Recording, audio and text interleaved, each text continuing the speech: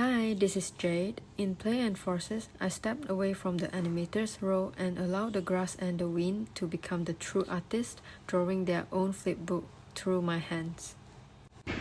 When it comes to forces, they exist everywhere. Anything can be a force, and so can play. During the Forces week, I was overwhelmed by other class submissions and the stress of moving houses, yet my extension request was not approved. My original idea was to design an interactive game about stomping and walking paths, but the forces around me stopped me that plan. I only resumed the project in week 13 when a fiercely windy day drew my attention to the swaying plants in my backyard. Could I play with these forces? Watching the plants struggle against the wind inspired me to capture their motion. With my watercolors and papers, I ran outside to record their movement frame by frame. The moment I held the papers still in front of the shaking leaves, I found the meaning of play and forces, embracing the change, letting go of control, and let things influence the outcome. As Ian Bogo stated, embracing the stupidity of everything around us, rather than ruling our experience based on our own ideas and expectations, let the things we encounter to set the terms for our scrutiny. Through this process, I realized myself was no longer the artist who animated. Instead, the plants was actually collaborating with the wind, using me as their assistant to draw the flipbook. Also, I explored imaginative play by role-playing with the grass and the wind, where my role was simply a drawing table while they were the artists who drew.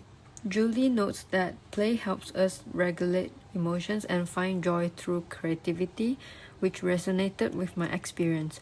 By imagining myself assisting the grass rather than using it as a tool, I learned to shift perspectives in my creative process. As Singer suggested, imagination allows us to form experiences into stories. From what I experienced, the struggle of the grass standing against the strong wind was a big challenge for them to make a proper artwork. This became a metaphor for my own rushing and stressful situation during the submission week. The method of this play is to be the drawing assistant of the great artist, the grass. My main job is holding the papers for it, refill more watercolors on its leaf when the grass finished the watercolors. As a bonus part, complementing its art when it finished a frame of the flipbook could boost its confidence, choosing right colors for the grass, also cleaning up after the grass done all the painting. The fun part of animating this flipbook was, I remember in my mind I was begging the wind and the grass to be more cooperative when I placed the paper in front of it. However, things just won't turn into the way I wished. As longer this progress went, I found myself starting to speak to the grass, giving compliments whenever it painted on the paper, also promising the grass that I will let it be the first plant who do animation. Rather than being a lead that does all the painting, I feel myself is more like a media for the grass and the wind to make art, which is really fun and silly. I'm trying to be gentle.